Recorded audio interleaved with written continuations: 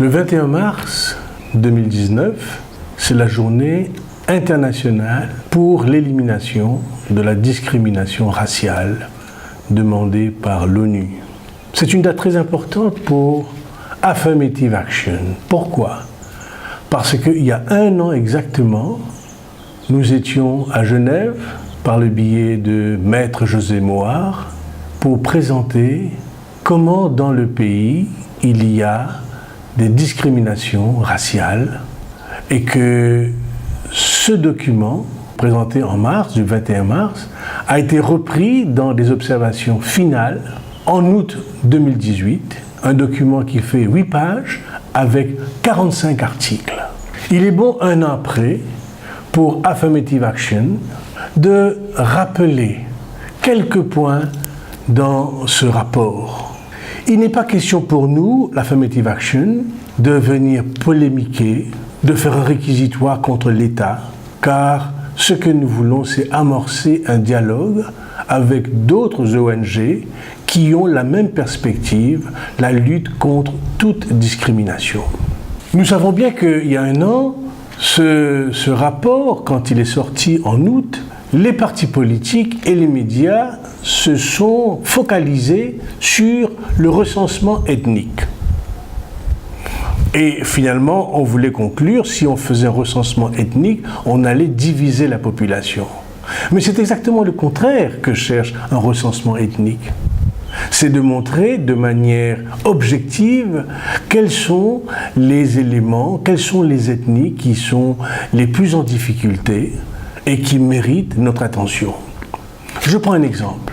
Si nous savons que 80% de la population carcérale, donc en prison, est composée de 80% de créoles, ce n'est pas diviser la population, c'est simplement tenir compte que c'est peut-être la population la plus fragile et qui mérite notre effort, qui mérite notre attention. Donc, ce n'est pas du tout dans un sens de division, de diviser le pays, mais c'est donner de la place à ceux qui n'en ont pas. Alors, bien sûr, nous voulons ici reconnaître tous les efforts de l'État en ce qui concerne la question sociale, que ce soit le logement, que ce soit l'éducation à travers le 9-year schooling, que ce soit dans le domaine de la santé avec les hôpitaux. Nous savons donc qu'il y a véritablement un gros effort qui est fait de la part de l'État. C'est pour ça que nous parlons de dialogue. Il n'est pas question de critiquer, de mettre à pilori l'État, mais de reconnaître ce qu'il fait. Mais nous pouvons aller plus loin dans ce dialogue. Un exemple, le rapport lui-même de l'ONU. L'ONU, dans son rapport, il dit « Comment se fait-il que le créole ne soit pas une langue nationale alors qu'elle est parlée par 95% de citoyens ?»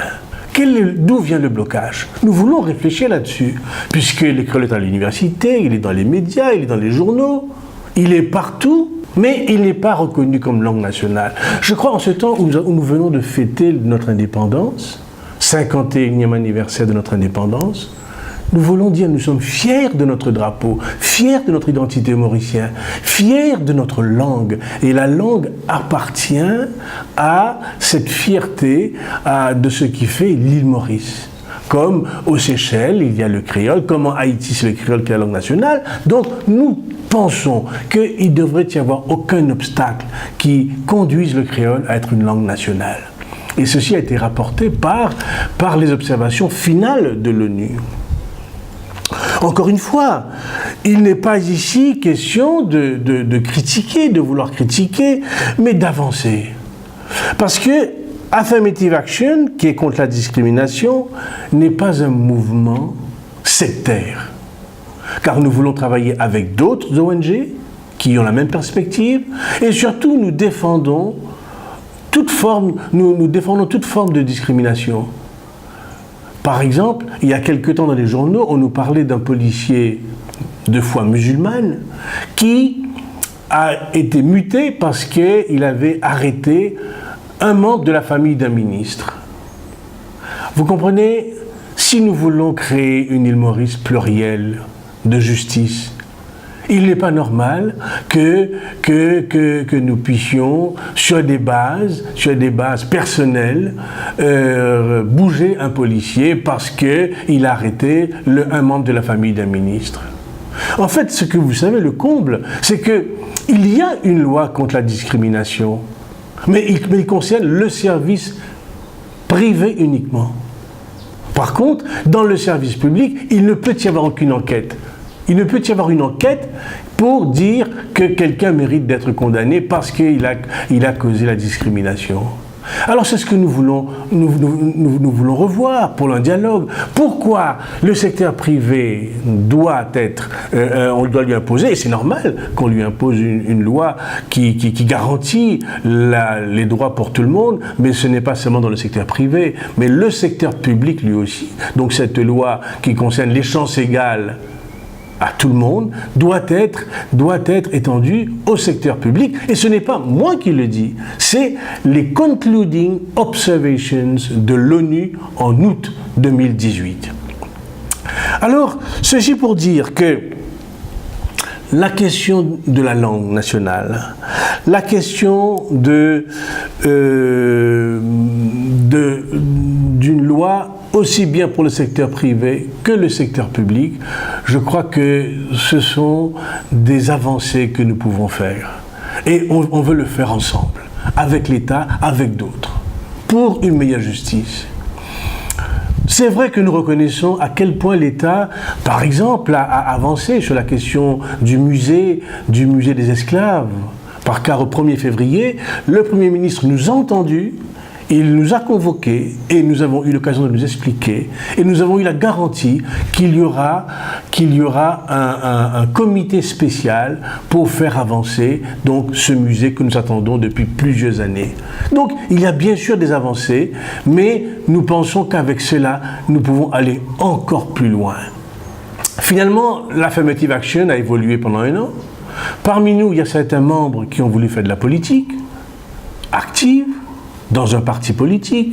Ça, c'est leur droit le plus évident. Nous n'allons pas dire non, on ne fait pas de politique. Mais nous, Affirmative Action, est un groupe d'action civique.